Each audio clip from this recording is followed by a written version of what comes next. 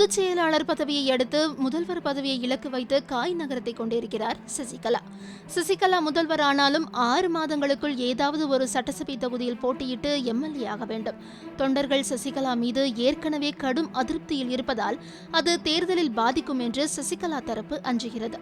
இதனால் கட்சி தொண்டர்களை முழுமையாக சமாதானப்படுத்தும் முயற்சிகளில் இறங்க சசிகலாவிற்கு சொல்லப்பட்ட யோசனைகளில் ஒன்றாகத்தான் தமிழகம் முழுவதும் சுற்றுப்பயண திட்டங்கள் வகுக்கப்பட்டன.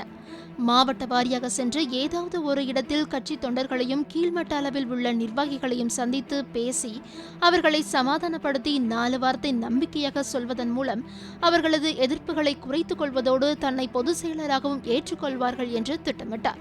இப்போதைக்கு அவர்களை சந்திக்க சென்றால் கடுமையான பிரச்சனைகளை எதிர்கொள்ள வேண்டியிருக்கும் என்று உளவுத்துறை தகவல் கூறியதை அடுத்து கடைசி நேரத்தில் தன்னுடைய பயணத்தை ரத்து செய்துவிட்டாராம். இதற்கிடையில்தான் தமிழகத்தின் அனைத்து மாவட்ட நிர்வாகிகளையும் சென்னைக்கு வரவழைத்து மாவட்ட வாரியாக ஆலோசனை கூட்டம் நடத்த உள்ளதாக அதிமுக வட்டாரங்கள் கூறியிருக்கின்றன.